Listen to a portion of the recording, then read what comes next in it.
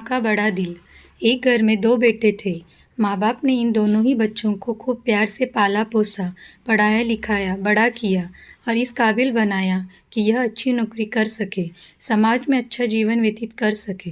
अपने बच्चों के लिए दिन रात कड़ी मेहनत करके एक बंगले जैसा 2 मंजिला घर बना कर दिया, ताकि दोनों बेटे शादी के बाद भी एक साथ लेकिन अलग अलग कमरों में रह सके, ताकि आगे चलकर कभी बंटवारे का विचार ना आए और इनमें लड़ाई झगड़े ना हो।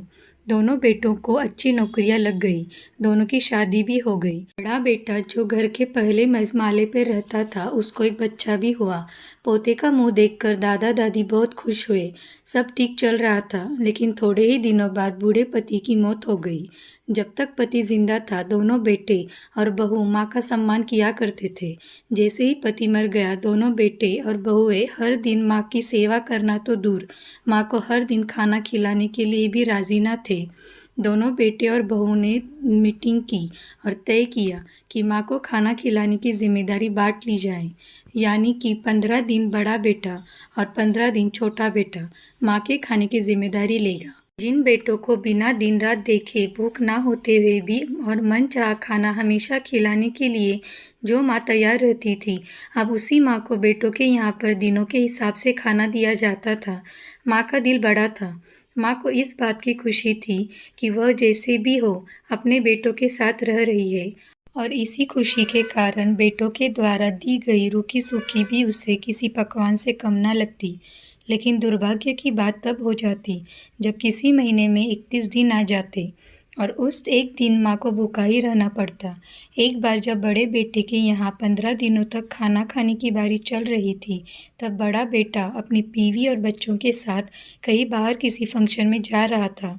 बड़े बहू ने माँ से कहा, माँ जी आज खाना नहीं बनाया है, हम बाहर जा रहे हैं, वही खाएंगे, आप अपने लिए कुछ पका लेना और खा लेना। बूढ़ी माँ ने कहा, लेकिन बेटा मुझे तो गैस चलाना नहीं आता। बहू ने कहा, तो फिर ऐसा कीजिए कि पास वाले मंदिर में भंडार लगता है, आज आप वही जाकर खा लीजिए, तो आपको गैस चलाने की ज़रूरत नहीं पड़ेगी।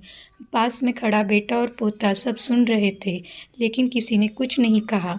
बूढ़ी माँ को भूखा ही छोड़ बेटा और बहू फंक्शन में निकल गए।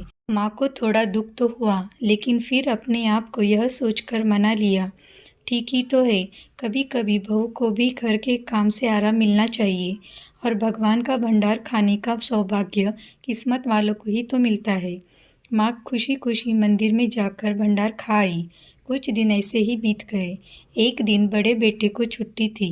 बेटा, बहू और उनका बच्चा अपने घर में साथ में समय बिता रहे थे। माँ बाप छोटे बच्चों को पूछ रहे थे कि वह बड़ा होकर क्या बनना चाहता है और क्या करना चाहता है। छोटे बच्चे ने बड़े ही सरल भाव से माँ बाप को उत्तर देते हुए कहा, वह बड़े होकर वकील बनना चाहता है। उसकी इच्छा इस घर से भी बड़ा घर लेने की है, लेकिन वह घर मंदिर के पास होना चाहिए। माँ बाप ने पूछा, घर के पास मंदिर क्यों होना चाहिए? तब बच्चा माँ बाप से कहता है, घर के पास मंदिर इसलिए होना चाहिए ताकि जब मैं बड़ा होकर किसी फंक्शन में बाहर जाऊँ तो आप दोनों को ज़्यादा तकलीफ ना हो। मंदिर नज़दीक रहेगा तो आपको ज़्यादा दूर जाकर भंडार नहीं खाना पड़ेगा। मासूम बच्चे का ऐसा जवाब सुनकर दोनों ही के पैरों तले ज़मीन खिसक गई। उनके 5 साल के बेटे ने उन्हें उनके गलतियों का एहसास दिलाया। उन्होंने माँ से माफ़ी मांगी और माँ ने भी उन्हें माफ़ कर दिया।